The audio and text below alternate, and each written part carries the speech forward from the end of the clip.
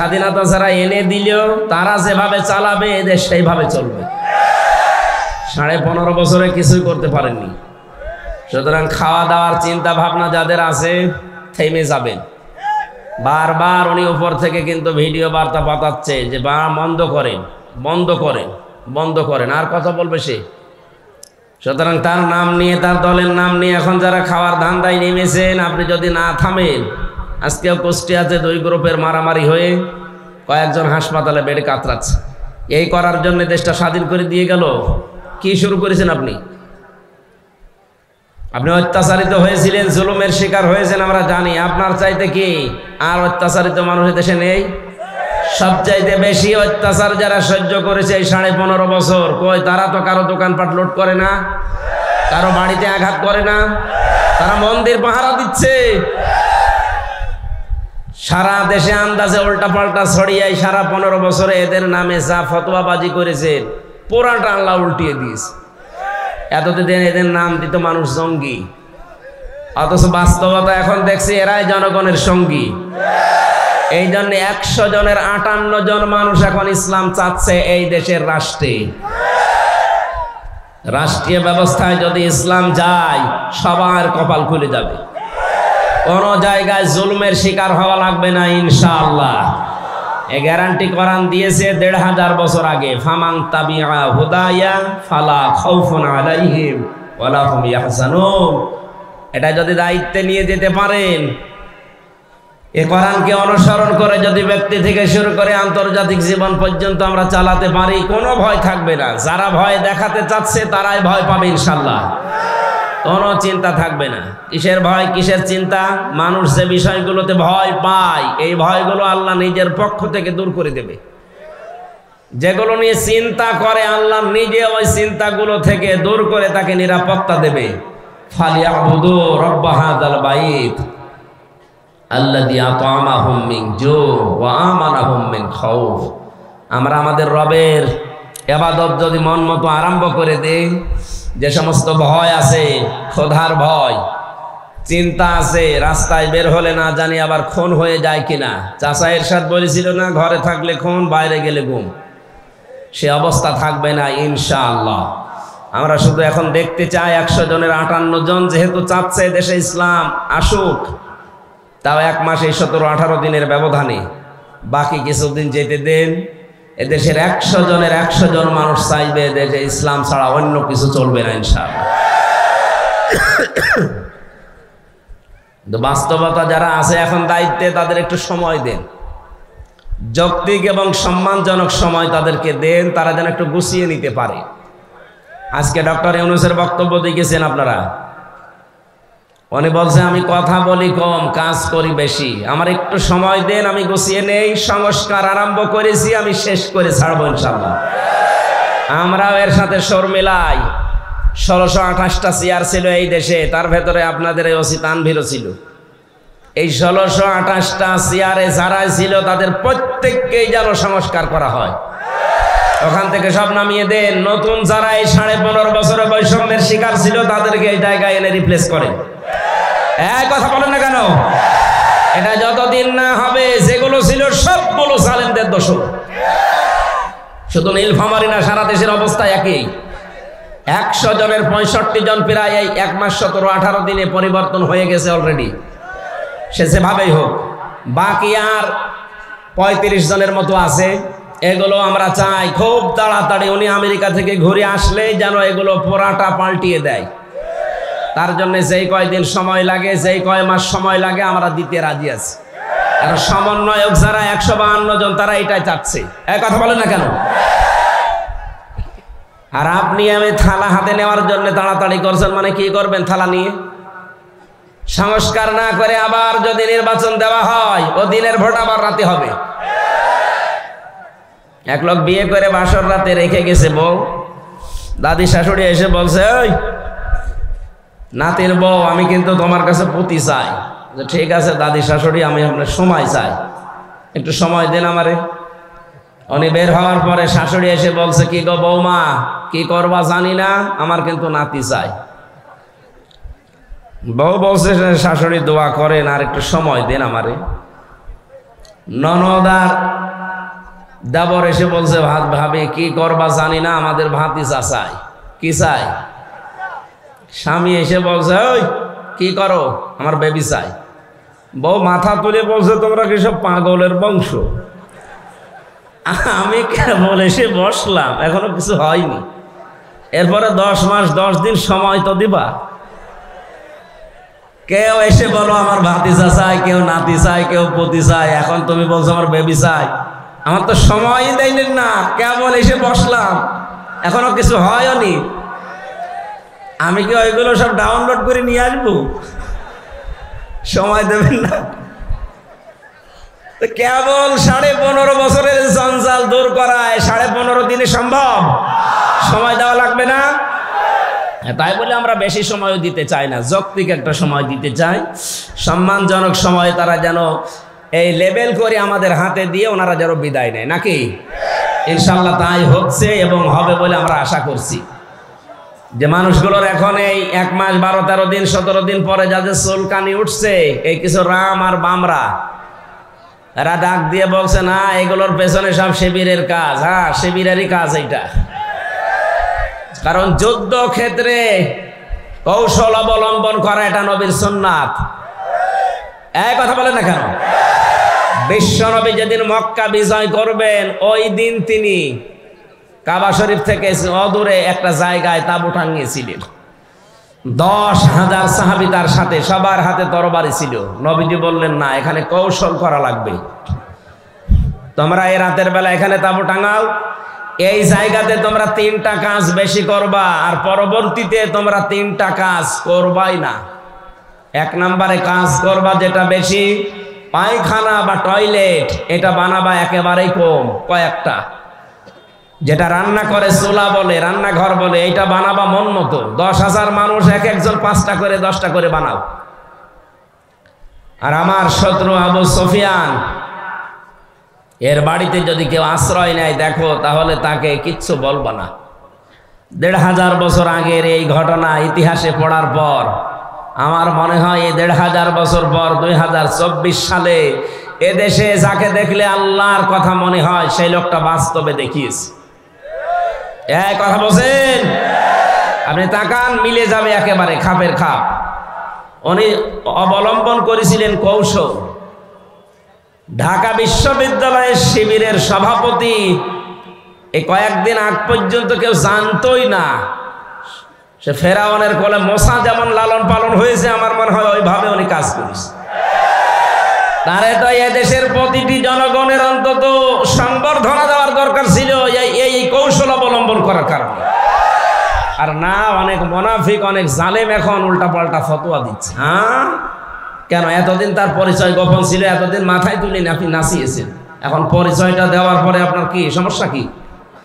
আমি চাই এদেশে ছাত্র দল যেমন প্রতিষ্ঠিত হোক, আমি চাই এদেশে চরমনার আন্দোলনের যারা ছাত্র আছে, ইসলামী শাসনতন্ত্র আন্দোলনের ছাত্র যারা, তারা প্রতিষ্ঠিত হোক।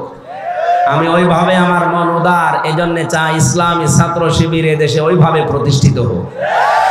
আমার তো ছেলে নেই, আমার মেয়ে আছে। আমি চাই আমার মেয়েদেরকে মানুষের মতো মানুষ করার জন্য একটা সংগঠনের দেশে আমার মন মতো আছে। আমি ধাসে ধাসে পরীক্ষিত, সেটা ইসলামী ছাত্রী সংস্থা। আমি আপনাকে গ্যারান্টি দিচ্ছি, যদি শেষ বয়সে বৃদ্ধাশ্রমে যেতে না চান, যদি নিজের ছেলে নিজের মেয়েকে নেশাগ্রস্ত অবস্থায় দেখতে না চান, ইসলামী ছাত্রী সংস্থা, ইসলামী ছাত্র শিবিরে নির্দ্বিধায় দিয়ে দেন, আমি গ্যারান্টি দিচ্ছি এই 2টা কাজ জীবনে পাবেন না। একমাত্র ছাত্র সংস্থা বাংলাদেশে একটাই, অন্যগুলো আছে ইসলামী যারা আছে, কিন্তু এটা আমি পরীক্ষিত, এদের ভেতরে কোনো নেশাখোর নেই। আপনি আল্লাহর ওলি দেখার জন্য সেই বরিশাল চলে যান, আল্লাহর ওলি দেখার জন্য চলে যাচ্ছেন সেই চট্টগ্রামে, সিলেটে। কিসের আল্লাহর ওলি? আল্লাহর ওলি আপনার বাড়ির পাশে ওই ছেলেটা যে যুবক মানুষ 5 ওয়াক্ত নামাজ পড়ে আর তাহাজ্জুদ আদায় করছে। এটার ট্রেনিং দেওয়ার জন্য ইসলামী ছাত্র শিবির, ইসলামী ছাত্রী সংস্থা, এটা আল্লাহর নিয়ামত।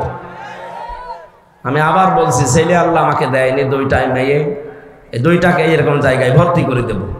আমার জীবনের কোনো চিন্তা থাকবে না যে তাদের নিয়ে, কারণ ওইভাবেই তারা ধাসে ধাসে গড়ে তুলবে। 5 ওয়াক্ত নামাজ পড়লে রিপোর্ট লেখা লাগে যে আমি 5 ওয়াক্ত নামাজ পড়েছি। আমি পরীক্ষিত এই কারণে বলছি, কয়েকদিন আগে আমার একটা শপথ ছিল কিন্তু হয়নি।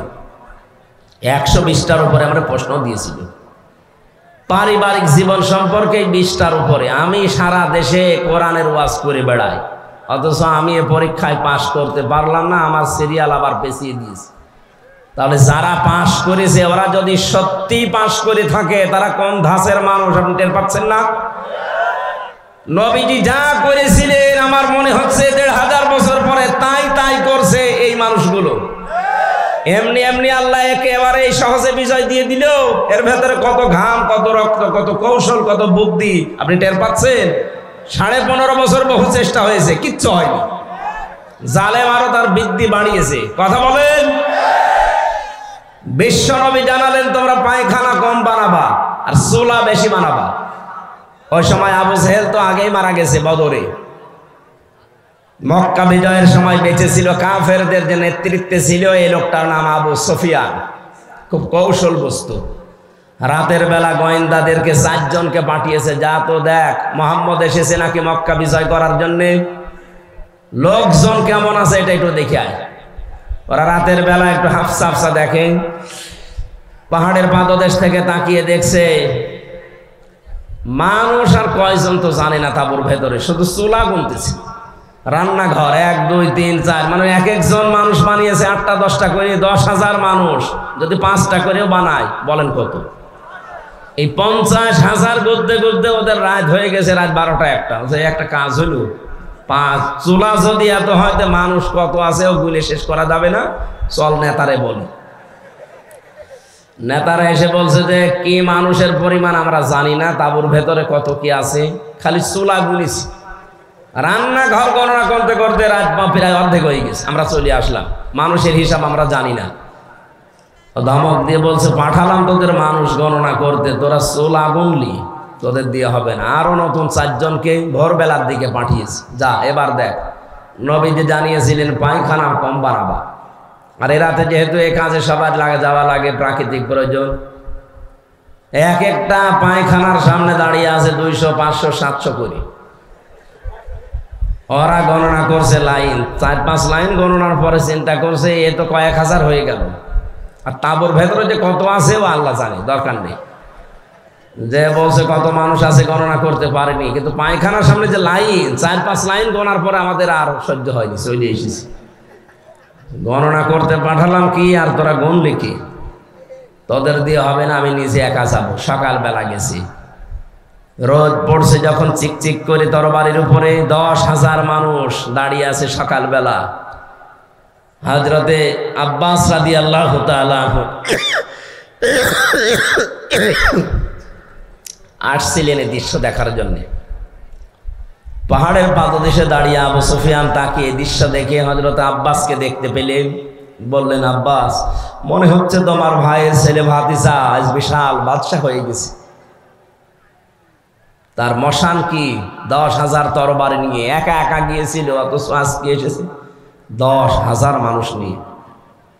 হযরতে আব্বাস ওই দিন বলেছিলেন, আবু সুফিয়ান তোমার চোখ তোমাকে ধোকা দিচ্ছে, ভালো করে চোখ মলন করে আবার একটু তাকিয়ে দেখো, এর নাম বাদশাহী না, এর নাম নবুয়ত।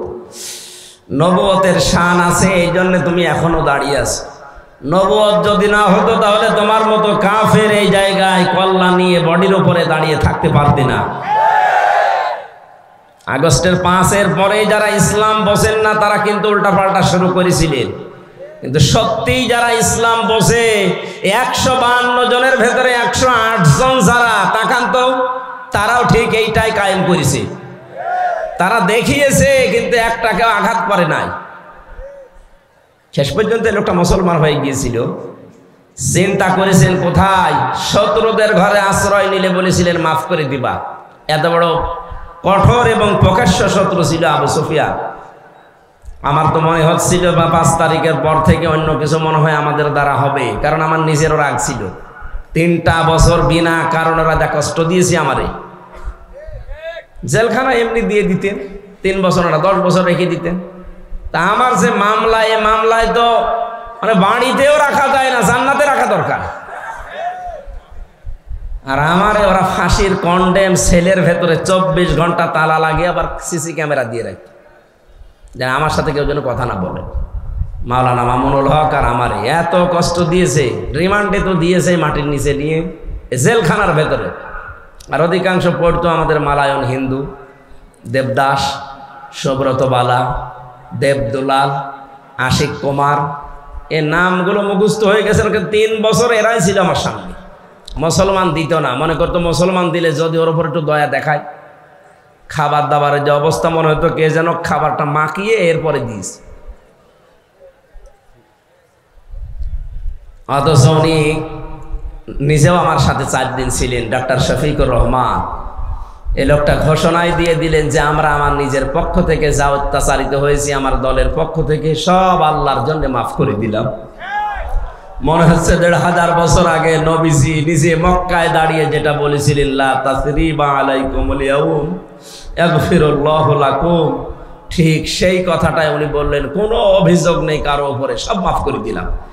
এই দৃশ্য দেখেই তো 15 থেকে 58 ভাগ এই কয়েকদিনের ভেতরে মানুষ সব ইসলামের দিকে আসতেছে, শুধু একটা দৃশ্যের কারণে। মানুষ লটপাট নিয়ে ব্যস্ত, মারামারি নিয়ে ব্যস্ত, আর উনি এই বুড়ো বয়সে 60, 62, 65 বছর বয়স ওনার, অথচ এই বয়সে সে ফেনীতে গিয়ে হাঁটু পানির ভেতরে, গলা পানির ভেতরে মানুষের খোঁজ নিচ্ছে। কই দেশে আর মানুষ নেই?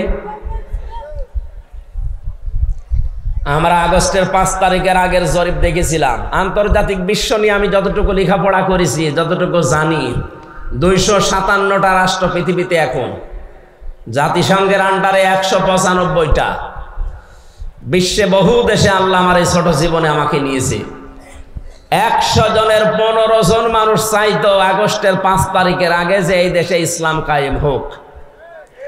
কিন্তু মাত্র 1 মাস 16-17 দিনের ব্যবধানের গত পরশু দিনের রিপোর্ট আমি বানাইনি, আল জাজিরা আন্তর্জাতিক একটা রিপোর্ট দিয়েছে। এই দেশের রক্ষণ করি আন্দাজে দেয়নি তারা, চিন্তা ভাবনা করে তারা দিয়েছে 100 জনের 58 জন মানুষ। এক কথা বলেন না কেন? সম্ভব যাদের জন্য, যাদের দ্বারা আপনি টের পাচ্ছেন না, যাদের দেখলে আল্লাহর কথা মনে হয়। এই লোকটার অ্যাক্টিভিটিস, এই লোকটার ইখলাস, এই লোকটার তাওয়াক্কুল, তার ইবাদত আমি নিজে দেখেছি। আমি এই বয়সে, আমার 33 বছর বয়স, 1-1.5 পারা দাঁড়িয়ে পড়তে গেলে আমার পায়ে ব্যথা হয়। আর উনি এক একটা সেজদায় 45 মিনিট 1 ঘন্টা সেজদায় পড়ে আছে। আমার বাবার চাইতেও বয়স বেশি, আমার বাবার 52, ওনার 62-র উপরে। এত বয়সে যদি ইবাদত করতে পারে, যৌবন বয়সে কি করেছে তার ইখলাস দেখেই তো আল্লাহ মানুষের মনের ভেতরে মহব্বত, ভালোবাসা ঢেলে দিয়েছে। প্রকাশ্য শত্রু, তারপরও সামনে গেলে নরম হয়ে যায়। কুষ্টিয়ায় গিয়েছিল কিছুদিন আগে, এক নজর দেখার জন্য হিন্দু পর্যন্ত পাগল যে একটু দেখতে দেন। এই ভালোবাসাটা পয়দা করেছে টাকা পয়সা দিয়ে। এই কথা বলেন। আল্লাহ বলেন, কোন মানুষ যখন ঈমান আর আমলে উত্তীর্ণ হয়, তখন আমি আল্লাহ ওই লোকটার প্রতি সৃষ্টি জগতের ভেতর একটা ভালোবাসা পয়দা করে দিই। এটা বাস্তব, আমরা এখন দেখলাম। সুতরাং চুলকানি যাদের উঠতেছে, শিবিরের নাম শুনেছে, সমন্বয়ক 152-র ভেতরে 108 জনের শিবির। আরে শয়তান, তোর ছেলে মেয়ে কোথায় ছিল? বল, তোর ছেলে মেয়ে কোথায় ছিল এতদিন? যারা জীবন দিয়েছে এই সাইদ আবু সাইদ রংপুরের শিবিরের সাথী ছিল। এক কথা বলে না কেন? পুলিশের গাড়ি থেকে যাকে আহত অবস্থায় উপর থেকে টান দিয়ে ফেলে দিয়েছিল, আমিন শিবিরের সদস্য ছিল। আপনি টের পাচ্ছেন কথা থেকে কি হয়েছে? খালি আন্দাজে লাফাচ্ছেন। এখন আপনি কি করেছেন 15.5 বছর? কিচ্ছু অবদান আপনার নেই। সুতরাং এই নাস্তিক যেই কয়টা রাম আর বামরা যখন লাফাচ্ছে, আমার মনে হয় এদেরকেও এই ফরিদউদ্দিন মাসুদ, রুহুল আমিনের মতো অবাঞ্ছিত ঘোষণা করা দরকার দেশের জন্য। এগুলো ক্যান্সারে দেশের।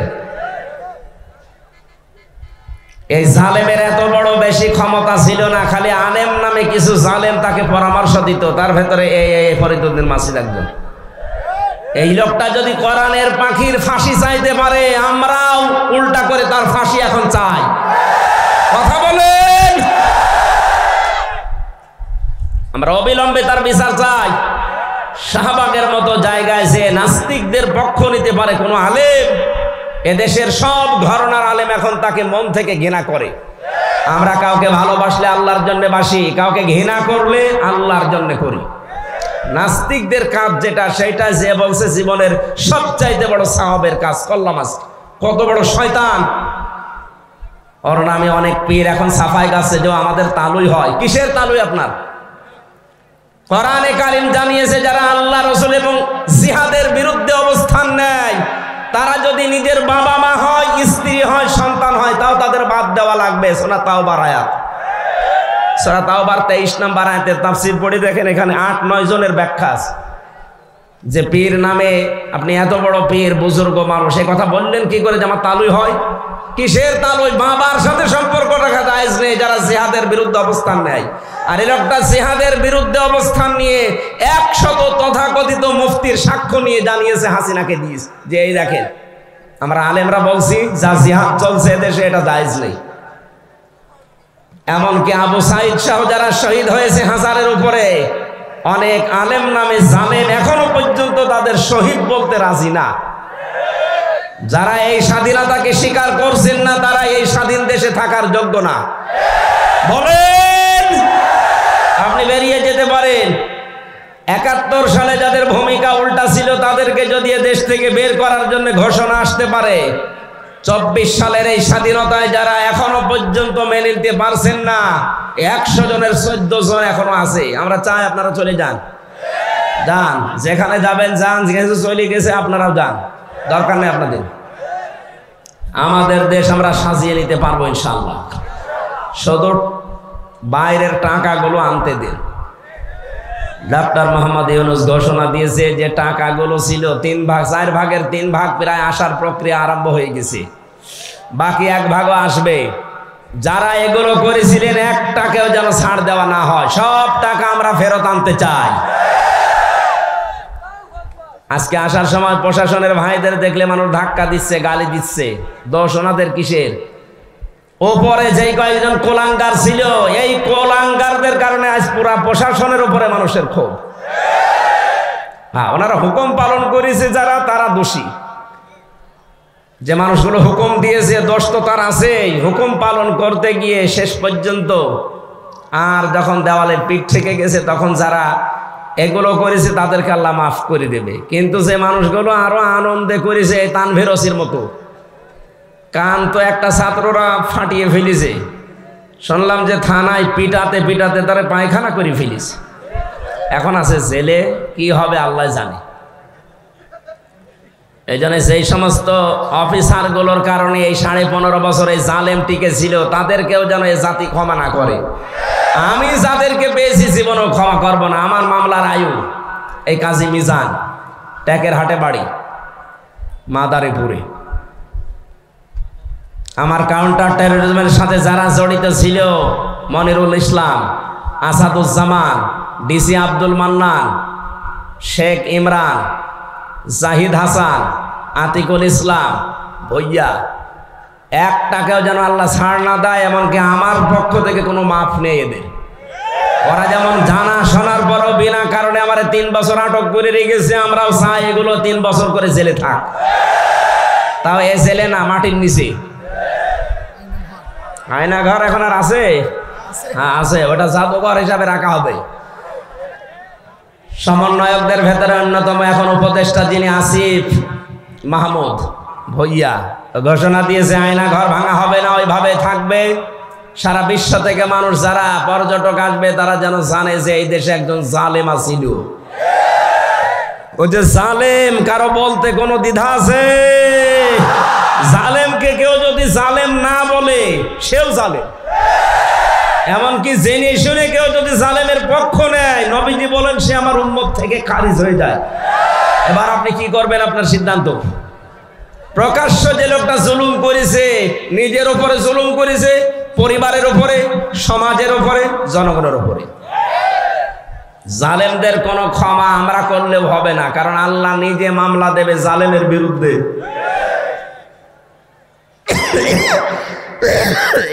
কথাটা খুব ভয়ঙ্কর কথা, আল্লাহ নিজে মামলা দেবে। আপনি টের পাচ্ছেন?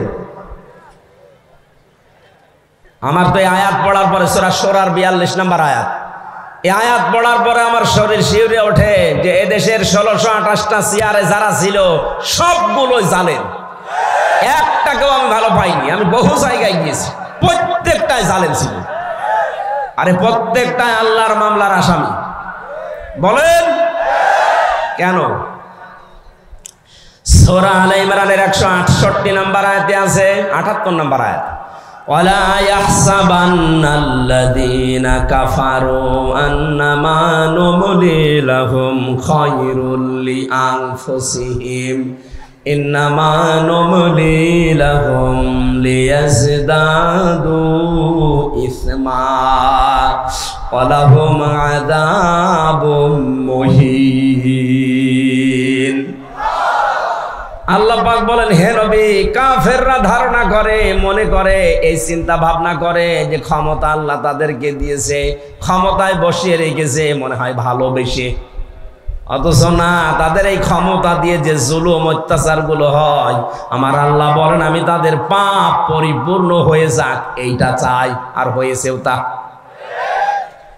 15.5 বছরে পাপ একেবারে খাপের খাপ মিলে গেছে, আর জায়গা নেই।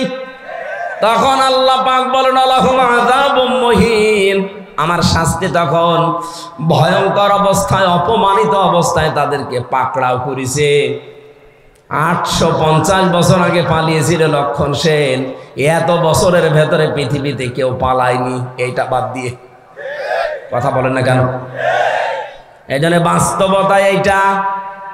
আল্লাহ পাক দেখেছেন যে পাপ আর জায়গা নেই পূর্ণ হওয়ার, পরিপূর্ণ হয়ে গেছে, তখন আল্লাহ ধরেছে একেবারে ধরার মতো।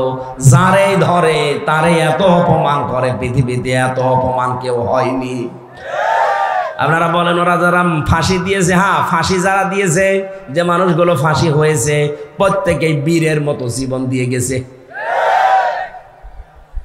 আমাকে যে কারারক্ষী পাহারা দিত তার ভেতরে একজন আমি মুসলমান পেয়েছিলাম, কুতুবউদ্দিন, রাজবাড়িতে বাড়ি। বের হওয়ার কিছুদিন আগে আমারে বলছে, হামজা ভাই, আমি ওই সময় পাহারায় ছিলাম শহীদ মীর কাশেম আলীর। ওনাকে যেদিন ফাঁসি দেওয়া হবে সকাল রাত 10টা 1 মিনিটে, সন্ধ্যার সময় আমার ডিউটি শুরু হওয়ার পরে বললাম, স্যার আপনারা 3 ঘন্টা পরে ফাঁসি, আপনি প্রস্তুতি নেন। উনি আমারে বলছে, কারারক্ষী ভাই 3 ঘন্টা তো অনেক সময়, আপনি 2 ঘন্টা ঘুমালাম, আপনি আমারে ডাক দিয়ে দিয়েন 1 ঘন্টা আগে। আপনি আল্লাহর ওলি খুঁজে পান না? মাওলানা মামুনুল হক জেলখানায় আমার পাশের রুমে 3টা বছর মাঝে মাঝে এই কথা আমাকে জানাতো, হামজা ভাই এতদিন পর্যন্ত উল্টা পাল্টা ধারণা আমিও করেছি, এখন বাস্তবতা এসে দেখছি এদেশের সবচাইতে আল্লাহওয়ালা এবং ইমানদার মানুষ যাদের ফাঁসি দেওয়া হয়েছে জামাতের, তাদের যে ইমান কোন পর্যায়ে এটা মাপার ক্ষমতা আমারও নেই। আমিও মানুষ হিসাবে মাঝে মাঝে এই ধৈর্য হারা হয়ে যায়। কিন্তু কি শোনালো কারারক্ষী, 3 ঘন্টা পরে যার ফাঁসি সে লোকটা বলছে আমি 2 ঘন্টা ঘুমালাম, আপনি আমারে ডাক দিয়েন। তার ঘুম আসে কি করে? আমরা ঘুমের বড়ি খেয়ে আমার ঘুম আসতো না, তাও তো আমার কোনো চিন্তা নেই। আর তার নিজের ছেলে ব্যারিস্টার আরমান গুম হয়ে আছে 8 বছর, তার স্ত্রী ওই সময় অসুস্থ, তার দলীয় লোকগুলো সব পালিয়ে পালিয়ে বেড়াচ্ছে, কেউ জেলখানায় ভর্তি আছে। বাংলাদেশের ভেতরে একটা ম্যাগনেট ছিল, 1000 লক্ষ মানুষের কর্মসংস্থান তৈরি করে দিয়েছে। সেই লোকটা মাত্র 3 ঘন্টা পরে ফাঁসি বলছে আমি ঘুমালাম। দেখলাম ঠিক 2 ঘন্টা পরে ডাক দিলাম, উনি উঠলেন, গোসল করার পরে ওযু করার পরে এসে নামাজ শেষ করে আমারে বলছে এবার চলেন। চলেন মানে আপনি যদি নিয়ে যেতে না পারেন তাহলে জল্লাদকে ডাক দেন, কারণ সময় আর বেশি নেই, মনে আছে শ্বশুর বাড়ি যাবে, তাড়াতাড়ি করছে। আমার ওই সময় আমাকে কারারক্ষী বলেছে, ভাই আমার তো মনে এখনো পর্যন্ত বিশ্বাস হয় না যেন ঘুমাইলো কি করে, ওনার এত চিন্তায় ঘুম আসলো কি করে। আমি বলেছিলাম কুতুব ভাই ঘুম কেন এসেছে আমি বুঝতে পেরেছি। সূরা হামিম সিজদার 30 নম্বর আয়াতে আল্লাহ 1500 বছর আগে তার ঘুমের কাহিনী জানিয়েছেন। ইন্নাল্লাযীনা ক্বালু রাব্বুনাল্লাহু সুম্মা ইসতাকামু তাতানাজ্জালু আলাইহিমুল মালাইকা। আল্লাহ পাক বলেন অবশ্যই যারা এই কথা বলতে পারে আমাদের রব আল্লাহ, আর এর উপরে যারা টিকে থাকতে পারে, এ বাংলাদেশের 100 জনের 96 জন যেহেতু আমরা মুসলমান, আমরা এক বাক্যে চামড়ার মুখ দিয়ে বলে ফেলতে পারি আমাদের রব আল্লাহ, কিন্তু টিকে থাকার মতো মানুষ মাত্র 100 জনের 15 জন ছিল। এক কথা বলছেন, 96 জন মানুষ আমরা বলি যে হ্যাঁ আমাদের রব আল্লাহ, কিন্তু ঝড় আসলে টিকে থাকার মতো মানুষ মাত্র 100 জনের 15 জন। বাকিগুলো সব ওই আমার তালই হয় এই লাইনে আছি, ঝড় দেখলেই বাতি আগেই নিভে যায়। কোথায় সেই সৈয়দপুরে ঝড় উঠেছে, এ জল ঢাকায় বাতি নিভে গেছে। কিন্তু যারা টিকে থাকতে পারে, সৈয়দপুরে না, এখান থেকে 1/2 কিলোমিটার দূরেও যদি বিশাল ঘূর্ণিঝড় শুরু হয়, বাতি জ্বলতেই থাকে। তাদের ভেতরে একজন শহীদ মীর কাশেম আলী। এই লোকটাকে যখন আল্লাহ একজন আছে, তিনি আমাদের রব, এবং টিকে থাকার মতো ঈমান আল্লাহ দেখলেন যে হ্যাঁ টিকে আছে, আল্লাহ পাক বলেন তখন তার বিপদে আমি আল্লাহ ফেরেশতা পাঠাই। এ কথা কার? আরো জোরে বলেন। এটা যে প্রমাণ হয়েছে এই দেশে, সেই কথাটাই শোনালাম। কেন ওই লোকটা ওই সময় এ কথা বললো যে আমি 2 ঘন্টা ঘুমাই? আপনি কি স্বাভাবিক মনে করছেন? বলতে আমার যত সহজ লাগছে, বিষয়টা এত সহজ না, কারণ আমি নিজে তো পরীক্ষিত। ঘুমের পাওয়ার আলা বড়ি খাওয়ার পরেও আমার ঘুম আসতো না, আর তার বিনা চিন্তায়, কোনো চিন্তাই নেই। আমার তো মনে হচ্ছিল যে আল্লাহ যেন নিজে ফেরেশতা পাঠিয়ে তার কানের কাছে এই কথা শোনাচ্ছে, আল্লাহ তাখাফু ওয়ালা তাহজানু, কোনো ভয় নেই, কোনো চিন্তা নেই। আয়াতের তাফসীর পড়তে গিয়ে আমি 2টা বিষয় পেয়েছি। ফেরেশতারা আসার পরে কানের কাছে মুখ নিয়ে জানাতে থাকে, মীর কাশেম আলী ভয় পাবেন না। কিসের জন্য ভয় করেন আপনি? ওই যে জান্নাত দেখা যাচ্ছে, ওয়াবশিরু বিল জান্নাত। 2 নম্বরে ভয় নেই, চিন্তাও নেই। কিসের চিন্তা? হয়তো আপনার ছেলে ব্যারিস্টার গুম হয়ে আছে, এই চিন্তা হতে পারে। আপনার দ্বারা লক্ষ লক্ষ মানুষের কর্মসংস্থান তৈরি হয়েছে, তাদের কি হবে এই চিন্তা হতে পারে। কারণ বাতিলরা সবগুলো 2 নাম্বারই করে নিয়ে নিয়েছে। এই যে ইসলামী ব্যাংক, এক কথা বলছেন না কেন? যতগুলো প্রতিষ্ঠান তিনি বানিয়েছিলেন ইবনে সিনা সহ, অধিকাংশগুলোই বিভিন্ন কায়দা কৌশলে বাতিলরা সব নিজের মন মতো নিয়েছে। এখন আল্লাহ পাক আবার সময় দিয়েছে, এগুলো সব আস্তে আস্তে এরা ফেরত পাচ্ছে। ইসলামী ব্যাংক এখন আবার দাঁড়িয়ে যাবে, কারণ যত টাকা আপনি আত্মসাৎ করেছেন সব এখন ফেরত নেওয়া হচ্ছে। চিন্তা করবেন না, এই মানুষগুলো নিয়ে আপনার দলীয় লোকজন সব পালিয়ে বেড়াচ্ছে, কেউ জেলখানায় ভর্তি আছে, আপনার স্ত্রী অসুস্থ, কোনো চিন্তা নেই, সবগুলো আমার আল্লাহ নিজের হাতে তুলে নিয়েছে। এই কারণেই তিনি মনে হয় বলছিলেন, ভাই তাড়াতাড়ি করে আমার নিয়ে চলেন, আমি জান্নাত দেখতে পাচ্ছি। আল্লাহর ওলি আমরা খোঁজার জন্য কত জায়গায় টাকা পয়সা খরচ করি, এ মানুষগুলোর অ্যাক্টিভিটিস আমি নিজে দেখতে পেয়েছি, এই কারণে শোনালাম। আল্লাতি কুনতুম তুআদুন, যার ওয়াদা আল্লাহ নিজে করেছেন, নাহানু আউলিয়াউকুম ফিল হায়াতিদ দুনিয়া ওয়া ফিল আখিরাহ। ফেরেশতারা যেন এসে বলে, আমরা আপনাদের বন্ধু ছিলাম দুনিয়ায়, বন্ধুই যদি না হবে, মাত্র 1000-এর উপরে জীবন দিয়ে গেল কিছুদিন আগে। আমার তো মনে হচ্ছে শুধু শহীদ আবু সাইদ না, রায়হান, মুগ্ধ, ইয়ামিন না, এদের সাথে আল্লাহ আবাবিল পাঠিয়েছিলেন। কয়েক ঘন্টার ব্যবধানে যে এত পরিবর্তন হয়ে যাবে। কুষ্টিয়াতে আমার সামনে 5 তারিখে 14 জন মারা গেছে, 1টার আগে। 1:30টার সময় যখন উনি পালাচ্ছে শুনলাম, কে যেন আমাকে জানিয়েছে। পরবর্তীতে শুনলাম যে ওর পরে আরো 2 জন মারা গেছে, 16 জন। ওই পর্যন্ত যারা গুলি চালিয়েছিলেন তাদের কোনো ক্ষমা নেই। তার ভেতরে একজন ছিল আমার বাড়ির নিচে, ওরে যদি জনগণ পায় কুষ্টিয়াতে পিটিয়ে মেরে ফেলবে। আপনি তো নিজেও জানতেন যে উনি পালিয়েছে 1:30টার সময়, 4টা পর্যন্ত গুলি চালালেন কার হুকুমে বলেন? বাড়িতে এসে দেখলাম যে তালা মারা, উনি নেই, আজও নেই, কালও নেই, কোথায় গেছে ও জানে, ওর আল্লাহ জানে। আমি যে কথা বলার জন্য ছোট্ট কাহিনীটা বললাম, সত্যি কোনো মানুষ যদি আল্লাহকে রব বলার পরে টিকে থাকতে পারে, মহান আল্লাহ তাকে যে সাহায্য করে জমিনে, এটা আমরা নিজে দেখেছি।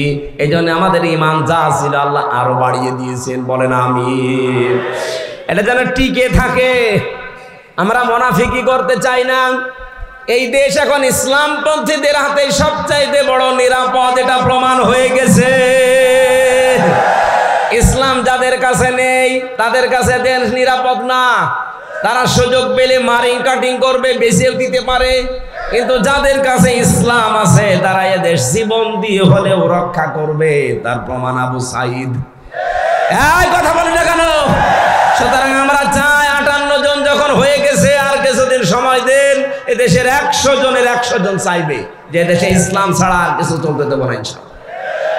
যারা দায়িত্বে আছে এরা যেহেতু অধিকাংশ গুলো মুসলমান, আল্লাহ এই মানুষগুলোকে যেন ওমরের মতো পাল্টিয়ে দেন। জোরে বলেন না কেন আমিন। পৃথিবীতে ভালো কাজ বলে আমরা যারা অনেক দরবার থেকে, অনেক জায়গা থেকে, অনেক দল থেকে ভালো কাজের এই শব্দটা নিয়ে চিল্লাপাল্লা হয়।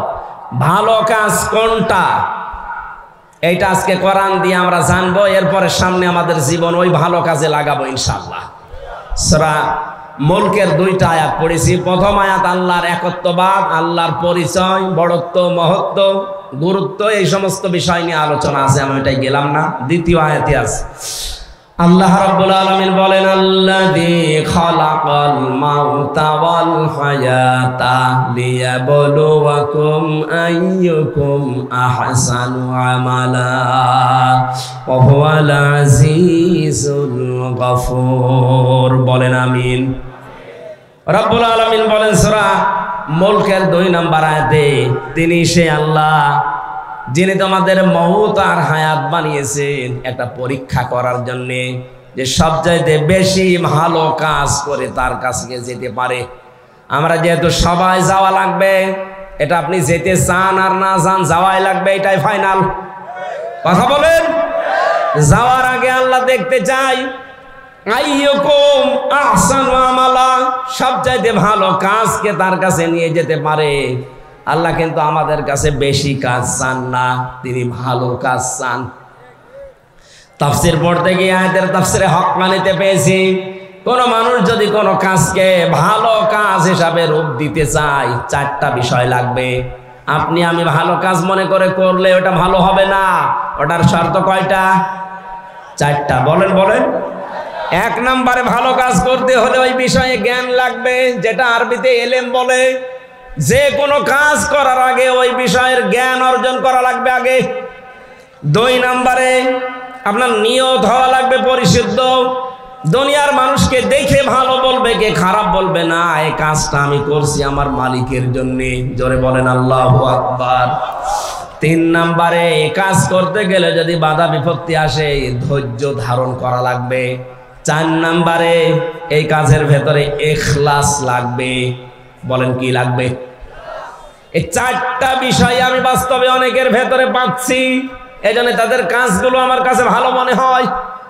আজ দেখেন এই দেশে কত মানুষ কত কাজ করার পরে ভালো কাজ বলে চালিয়ে দিচ্ছে, কিন্তু কাজটা সম্পর্কে সঠিকভাবে তথ্য জানা না থাকার কারণে কাজটা হওয়ার আগেই ভেঙে পড়ছে। কুষ্টিয়ায় মেডিকেল কলেজ বানিয়েছে। আমি যখন জেলখানায় ছিলাম পত্রিকায় দেখলাম নাকি ছাদ ভেঙে পড়ে একজন অসুস্থ আহত অবস্থা। দেখেন কাজটার জন্য কত কোটি টাকা বাজেট হয়েছিল, কিন্তু ভালো কাজ হয়নি। রডের বদলে হয়তো বাঁশ দিয়েছিল। কথা বলেন না কেন? আল্লাহ আপনার কাছে বেশি কাজ চান না, আল্লাহ চান ভালো কাজ। বলেন তো কি কাজ? ভালো কাজের প্রথম শর্ত ওই বিষয়ে জ্ঞান লাগবে। বাংলাদেশ জামাত ইসলামী আর ইসলামী ছাত্র শিবির, ইসলামী ছাত্রী সংস্থা, আমি যা দেখেছি বাস্তবে এইটাই চাচ্ছে। যাকে যেই লাইনে ওঠাতে চায় ওই লাইনের অভিজ্ঞ করে তুলে দিচ্ছে। আপনি বিচারপতির লাইনে অ্যাডভোকেটের লাইনে, আইনজীবীদের লাইনে, ডাক্তারের লাইনে, ব্যবসায়ের লাইনে, যে লাইন বলেন আপনি তাকান, জামাত ইসলামী শিবিরের লোক যে লাইনে আছে দেখবেন ওই বিষয় খুব অভিজ্ঞ। আমি তো তাই পেয়েছি। অ্যাডভোকেটদের ভেতরে এখন সারা দেশে একজনের নাম শোনা যায় বেশি, অ্যাডভোকেট শিশির মনির। শিবিরের কেন্দ্রীয় সেক্রেটারি ছিল, সুবহানাল্লাহ বলতে পারেন নাই? অন্য কত বড় বড় দলের, রাজনৈতিক দলের কেন্দ্রীয় সেক্রেটারি, সভাপতি তো আমরা দেখতে পাচ্ছি, তাদের এখন সব থইলের বিড়াল বের হচ্ছে। শরীয়তপুরের একজন, নাম নিলাম না, সে ছিল বাংলাদেশ ছাত্রলীগের সভাপতি। তার যে কত টাকা এই 15 বছরের ভেতরে হয়েছে সে জানি আর আল্লাহ জানে। কোন এই মানুষগুলো দায়িত্ব পায়নি কোনোদিন। এদেরকে আপনি একটু দিয়ে দেখেন তো, যার 10,000 টাকা নিয়ে দায়িত্ব দিয়েছেন, 20 বছর পালন করার পরে 11,000 হবে না, 10,000-এর চাইতে আরো কমবে। কারণ এই কাজের অভিজ্ঞতা তাদের সবচাইতে বেশি। চিকিৎসা বিভাগের দিকে তাকান, আমি তাকিয়ে দেখেছি ফরিদপুরের ডাক্তার শাহিন জাদ্দার, খুলনার ডাক্তার মতিয়ার রহমান, চট্টগ্রামের ডাক্তার আশিকুর রহমান, যতগুলো ডক্টর আমরা পাচ্ছি সব এই বিষয়ের এক একজন সর্বোচ্চ অভিজ্ঞতা সম্পন্ন। ডাক্তার মতিয়ার রহমানের নাম বললাম, সারা পৃথিবীর ভেতরে 8 জনের নাম পেয়েছি আমরা, যে মানুষগুলো অপারেশন করে ছাড়া কম্পিউটারের মাধ্যমে পিত্তথলির পাথর বের করার অভিজ্ঞতা সবচাইতে বেশি। শুধু বাংলাদেশ না, সারা পৃথিবীর ভেতরে, তার ভেতর উনি একজন। এই মানুষগুলো সব এখান থেকে তৈরি হওয়া। এজন্য ভালো কাজ যদি আমরা করতে চাই, আগে ওই বিষয়ের অভিজ্ঞতা থাকা লাগবে, আমাদের এলেম থাকা লাগবে, জ্ঞান থাকা লাগবে। 2 নম্বরে কি বললাম, এলেম থাকলেই হবে না, ওই বিষয়ে নিয়ত ঠিক করা লাগবে। বাস্তবে আমি যতটুকু ওয়াজ করছি আমি দেখতে পাচ্ছি এদের নিয়ত 100-তে 100 ভাগ সহি। 3 নম্বরে ধৈর্য ধারণ করা, এটাও আমি পেয়েছি। টিকে থাকতে গিয়ে 15.5 বছরে কত ধৈর্যের পরীক্ষা যে দেওয়া লেগেছে ওই জায়গাগুলোতে, আপনি হয়তো বাস্তবে টের পাননি, আমি নিজে টের পেয়েছি। বৈষম্য বিরোধী ছাত্র আন্দোলন এমনি শুরু হয়নি, 15.5 বছরে ফার্স্ট ক্লাস ফার্স্ট হওয়ার পরেও 80 রোল নাম্বার সে জায়গায় চলে যায় টাকা দিয়ে, আর 1 রোল নাম্বার সে চলে যায় একেবারে পেছনের লাইনে। এই কারণে আন্দোলন আরম্ভ হয়েছিল। সুতরাং ধৈর্যের পরীক্ষায় তারা উত্তীর্ণ হয়ে গেছে। 4 নম্বরে যেটা ইখলাস, এটা আমার ছাড়া তো আপনি বেশি বুঝবেন না, আমি তো নিজে পরীক্ষা করে দেখছি ইখলাস কার ভেতরে বেশি। এমন একটা দলের নাম বলছি যে দলে লক্ষ লক্ষ মানুষ এই দেশে এখন, কিন্তু একটা বেনামাজি নেই। সুবহানাল্লাহ বলতে পারেন না? একটা দুর্নীতি করেছে এমন প্রমাণ নেই, অথচ তারা রাষ্ট্রের বড় বড় দায়িত্ব পালন করেছে। চরিত্রহীন নেই, জেনাখোর নেই, এমনকি বিড়ি খায় এমন মানুষ এই দলে নেই। এর চাইতে আস্থার জায়গা যদি কোনো জায়গায় পান, আপনি আমারে নিয়ে চলেন, আমি সেখানে যাব। কিন্তু এর চাইতে আস্থার জায়গা যদি না থাকে, আহ্বান জানাচ্ছি ফিরে আসেন। বলবেন যে আমরা তো দাওয়াত দেয়নি, দাওয়াত দিয়ে গেলাম। এরপরে যদি আপনি দাওয়াত না মেনে উল্টা দিকে যান, এটা আপনার কপালে আগুন লাগবে, আমার আর কিছু করার নেই। আল্লাহ আমাদের মওত আর হায়াত বানিয়ে পাঠিয়েছিলেন ভালো কাজ করার জন্য। 2 নম্বর ব্যাখ্যায় আসছি, এ পৃথিবীতে সবচাইতে ভালো কাজ আল্লাহ পাক যাকে জানিয়েছেন তিনি আমাদের রাসূল। কথা বলেন না কেন? রাসূলের কাছ থেকে ভালো কাজটা যারা শিখেছে তারা হচ্ছে সাহাবায়ে কেরাম। বলেন, সাহাবায়ে কেরামের দিকে তাকান, তারা সবচাইতে ভালো কাজ বুঝতো এই জমিনে আল্লাহর বিধান কায়েম করা। এই জন্য মাঝ নবীজের মতো মাত্র 12 বছর 13 বছরের বালক ভালো কাজ এটা জানার পরে নিজের গোড়মুড়িকে উঁচু করে জিহাদের ময়দানে যাবার জন্য চেষ্টা চালিয়েছে। যেহেতু এইটা এখন ভালো কাজ পৃথিবীতে, আমরা চাই আল্লাহর এই জমিনে 56,000 বর্গ মাইলে আল্লাহর বিধান কি করে কায়েম করা যায় সেই চেষ্টা করা, এটা ভালো কাজ। এটা কি কাজ? এর জন্য যদি সময় দেওয়া লাগে, এর জন্য যদি টাকা পয়সা খরচ করা লাগে, এই ভালো কাজ করতে রাজি আছেন না নেই? আজ 53 বছর বাবা চালিয়েছে, স্বামী চালিয়েছে, চাচা চালিয়েছে। ম্যাডাম চালিয়েছে, শুধু এখন দেখতে বাকি আছে আল্লাহর এই কোরআন দিয়ে দেশ চললে কেমন দেখা যায়। আমার বড় আশা এটা দিয়ে বাংলাদেশ চলছে, এটা যেন আমি দেখে মরতে পারি। কারা কারা এটা চান দেখি?